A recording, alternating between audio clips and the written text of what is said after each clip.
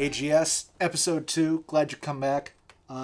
Today we're going to be talking about systems, and we're going to kind of touch on tiers of equipment, and we're going to kind of touch on what some of these tiers of equipment might look like.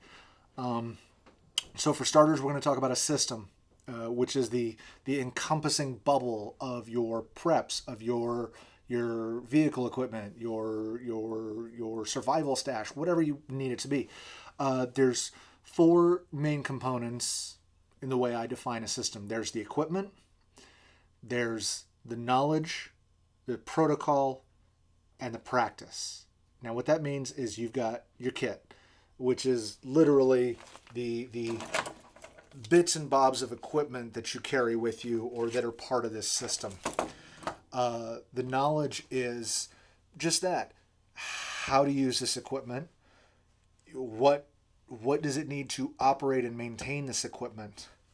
And then you got the protocol, which is when do I use this equipment? How do I use this equipment in a situation? You know, depending on where you are, you may not want the brightest flashlight in the world. You know, you may not need the brightest flashlight. So buying some, 1,000 lumen light is pointless for you if you just need it to light up your driveway. But whatever, it's your money. Do what you want to do. I'm not going to stop you. I'll encourage you. Buy the light. Buy the big one. Trust me, it's worth it. I've got a couple of lights that are stupid bright, and I use them so infrequently, but I have them. We'll get into that whole have it and not need it thing later, but that's later. Whatever. So yeah, kit, knowledge, protocol, when to use it, and practice. Actually using it. Do you have a garden? Do you know how to make your own compost? Do you know how to mix fertilizer? Do you know how to read the back of the seed packet? That's kind of the knowledge stuff, but knowing when or knowing how and then applying that stuff. Do you have a firearm? Do you go to the range with it? Do you have a knife? Have you been taught how to use it, or is it just a box cutter? You've got to practice with whatever components you have in place, whatever knowledge components, whatever kit components you have in place. And it's not restricted to physical items. If you know how to hotwire a car, understand that this is not advice, because I have to disclaim that. Make sure you keep up on that shit. Because if you know how to hotwire a car, someday somebody might need it. Or, do you know how to, lockpick? I bring that up because it's a hobby of mine. And it's gotten me a few cases of beer. But you got to practice with it. You got to practice, can you orienteer yourself when you're driving without a compass? Can you, approximately gauge temperatures? Can you approximately gauge distance? Distance. Okay, so let's talk about kit. What is kit? It's the things. It's this hat that keeps the light out of my eyes, or when I'm something like this. It's a boo-boo kit, because I work in an industry where people get hurt all the time. Let me check my notes here. Excuse me.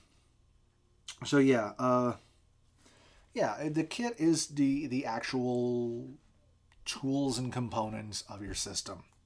It could literally be a kit, like this survival kit. This is an ESEE survival kit with components that I've put together as opposed to the pre-purchased kit. And we'll get into this. I'll have an episode on the guts of this, but that's later on down the road.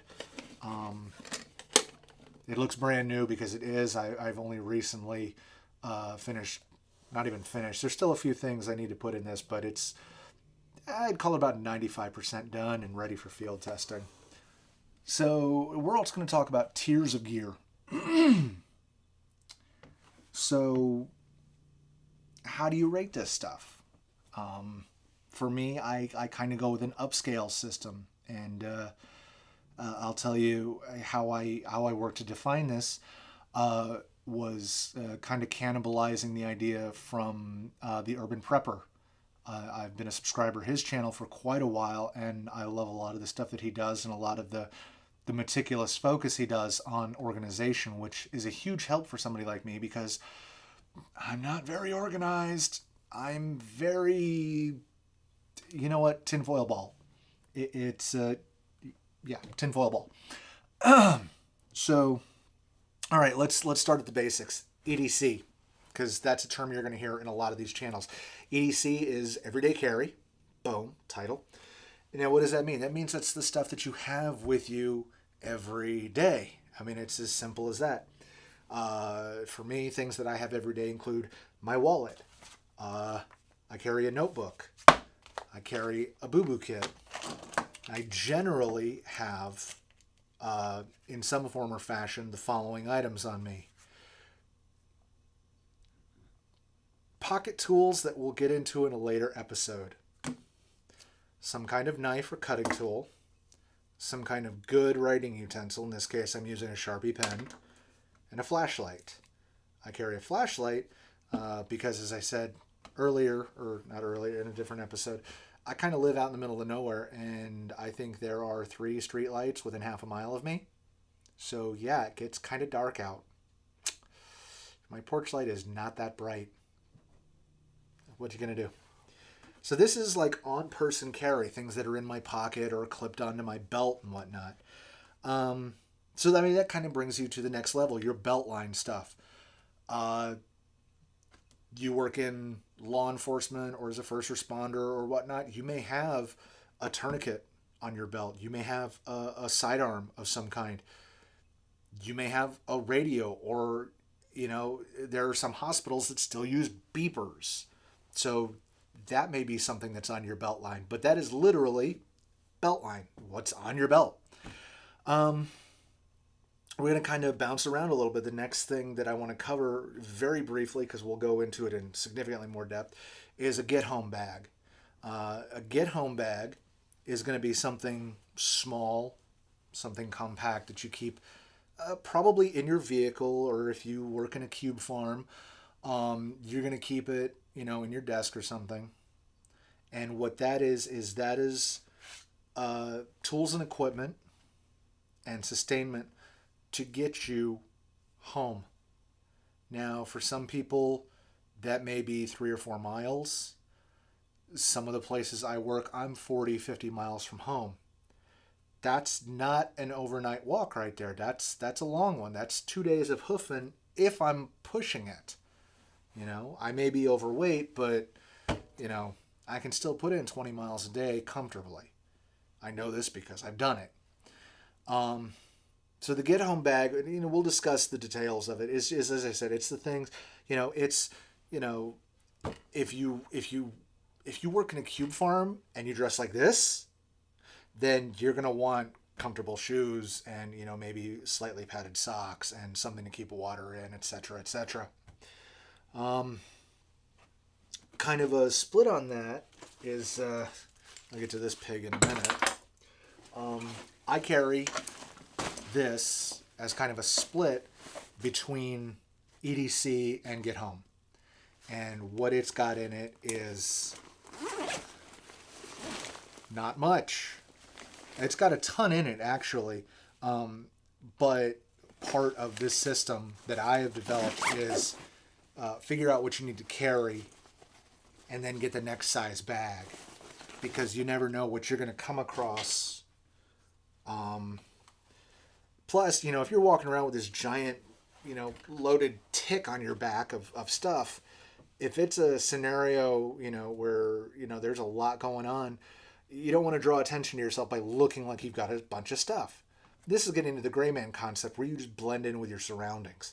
And that's gray man boiled down to a absolute thimble full of information. So, you know, I make sure my bag looks floppy, and it's actually got quite a bunch of stuff in it. We'll go into that in another episode, but these first few episodes are going to be kind of getting everybody a baseline. I don't know if I said that in the intro episode, but that's kind of where we're at. So stepping up from the get home bag and the everyday carry bag is what a lot of people call a bug out bag.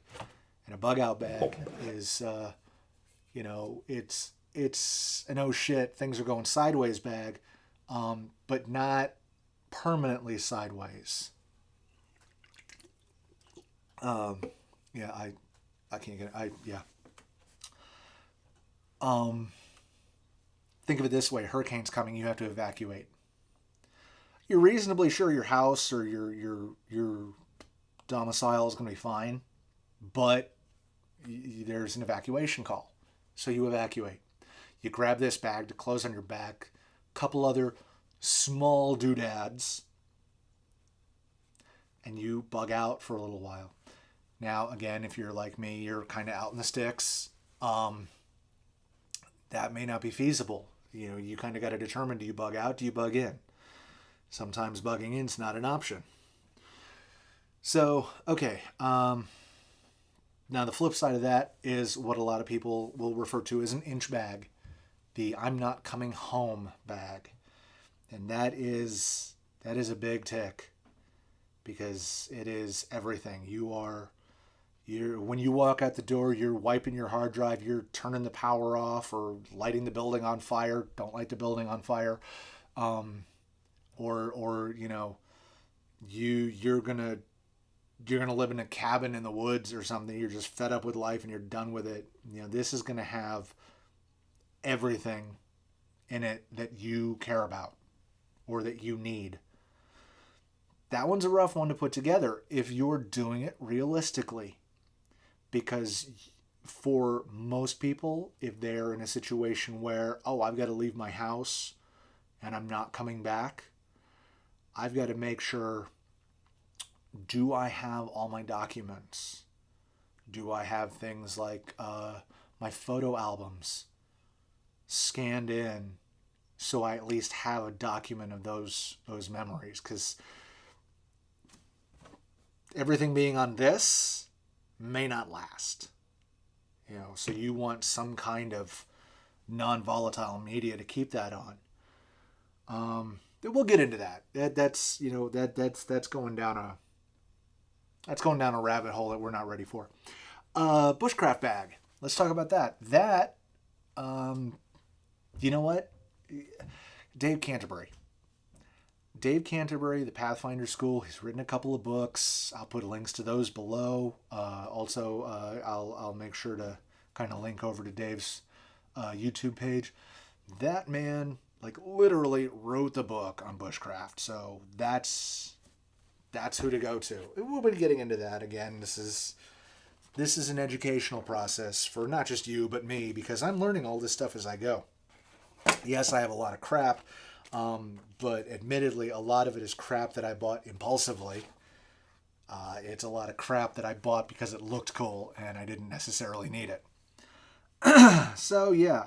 What else have we got? Okay, medical kits. Let's talk about medical kits. Are you a first responder? Are you trained to use needle decompression or anything? Then don't do it! Seriously, don't. You could seriously hurt someone. Or if you're really stupid and you go to freaking stick a needle in somebody's chest and you freak out, you impale your thumb or something, whatever. Just don't do it. For me, I carry a boo-boo kit. I also carry a different kit because my wife is on infusion, so she's got a few abstract needs that the general populace doesn't need, and I'll talk about that more in our medical episode. But I'm a stagehand. It's a labor job, ultimately. We're dealing with heavy equipment. We're dealing with heavy set pieces, truss, heavy cables, things like that. Fingers get pinched, fingers get cut all the time. So I have a boo-boo kit. This is mostly alcohol pads and different sizes of Band-Aids. And it's got a few of the Steri-Strips in it. We'll break this down. But most people don't need more than that. So, if you are a first responder, you know what you need. You know what you want to have in a kit. If you're law enforcement, your department may provide something for you or give you the latitude to put your own kit together. Are you a range safety officer? You're going to have a different kind of kit. Again, this is kind of getting back to what I said a couple episodes ago. It's all about what you need. You've got to be able to look at the situation and say, this is what I need. So yeah. The kind of last bag I really want to touch on before I get to my pig over here is a vehicle stuck bag. And that is exactly what it sounds like. You know, my family are all very much Northerners.